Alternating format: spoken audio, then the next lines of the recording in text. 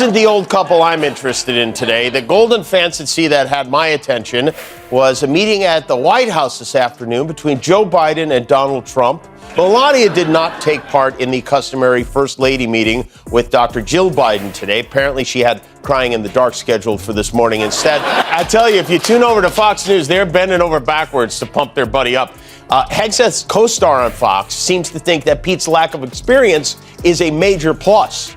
If Hegseth is confirmed, he'll be the most spectacularly unqualified person ever nominated and ever confirmed to this position.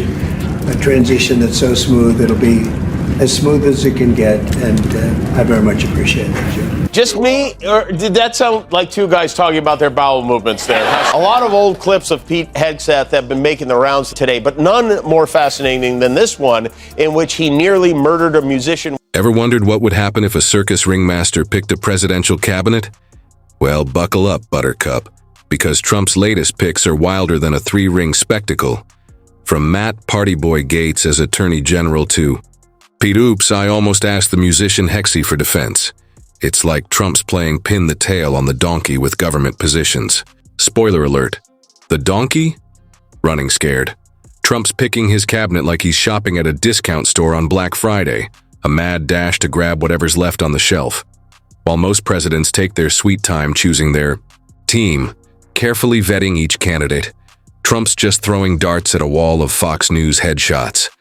Remember when picking government officials was boring? Ah, those were the days. Now, it's like Trump spinning a giant wheel of misfortune to decide who gets what. Melania did not take part in the customary First Lady meeting with Dr. Jill Biden today. Apparently she had crying in the dark scheduled for this morning instead. Spectacular, the results are in from the Golden Bachelorette finale, and with 98% of precincts reporting, I mentioned last night his pick for Secretary of Defense is one of the hosts of Fox and Friends Weekend. Now, tonight, a guy named Chalk got down on one knee and stayed there. He's still there. I don't know. Last time Trump got elected, he took forever to fill his cabinet spots. Some of the spots he had, he never even... And the next Secretary of State is, Sean Hannity. Maybe next time. Political experts are baffled by Trump's speed-run approach to cabinet selection. Dr. Emily Sanchez, a political science professor, put it bluntly. It's like he's trying to speed-run democracy. This isn't a game, Mr. Trump. But who needs qualifications when you've got Fox News credentials, right? Take Pete Hegseth, Trump's pick for Secretary of Defense, a Fox News host, because apparently that's the new Harvard. Oh, and remember when he tried to throw an axe on Live TV and nearly turned a musician into a human dartboard? Yeah, that guy, in charge of national security. What could possibly go wrong?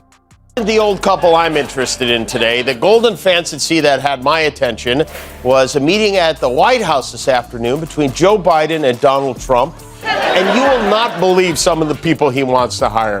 We thought it would be crazy. It is so much crazier than anyone ever imagined. It was so weird seeing Trump back in the White House. It's like if there was a sequel to Snakes on a Plane, but this time the plane was all snakes. Politics is tough, and it's, in many cases, not a very nice world, but it is a nice world today, and I appreciate it very much. Well, Mr. President-elect and former President and Donald, congratulations. That guy might be in charge of our military soon. Retired Major General William Enyart didn't hold back, saying, if Hegseth is confirmed, he'd be the most spectacularly unqualified person ever nominated and never confirmed to run the Pentagon.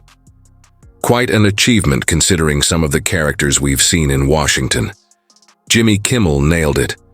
That's the man who will soon be in charge of the most powerful weapons in the history of the world. Because nothing says national security like a guy who can't safely toss an axe on morning television. But hold on. If you think Hegseth is a wild pick, just wait.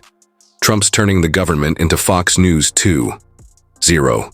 Like he's building a theme park, but instead of rides, it's filled with talking heads and alternative facts. So the question is there enough support among Senate Republicans to confirm some of the president-elect's picks? Suggests he believes that this report is not friendly and favorable. I expect us to treat every nominee coming from an administration, whether Democrat or Republican, with respect. But he's not entitled to a confirmation of literally any nominee. Vote for Donald Trump is a vote for a man who wants to end wars, not start. Because this clown car is just getting started. Remember when we joked about politicians being puppets of the media?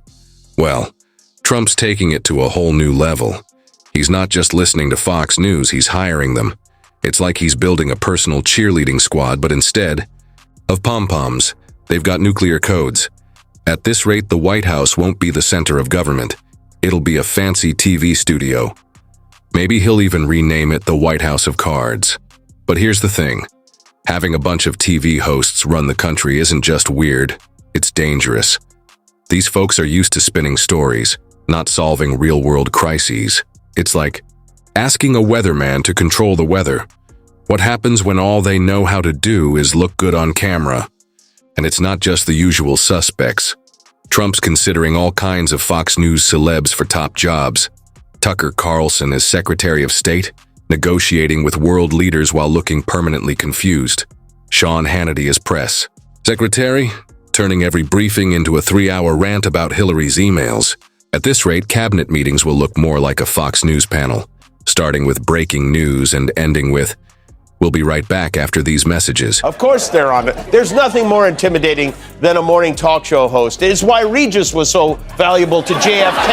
Biden and Trump met for about 2 hours. Trump said they had a really good meeting. He said Biden was gracious and that they really enjoyed seeing each other. This guy is a weekend host on Fox and Friends. He didn't even make it to the Monday show. Last week, Joe Biden was an evil force who weaponized the justice system to put Trump in prison for the rest of his lifetime. Melania's office did release a statement. The statement said Mrs. Trump will not be attending today's meeting at the White House.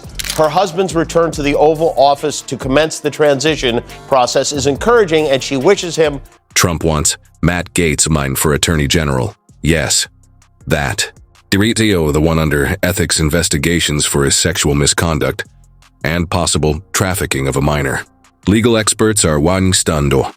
Putting someone under investigation in charge of the Justice Department is like making a fox guard the henhouse. Even Kevin McCarthy admitted Gaetz pressured him to shut down an ethics complaint. His response? I don't know if he did it or not, but there are people in jail for it. At this rate, Trump's next pick might be Judge Judy for the Supreme Court. Buckle up.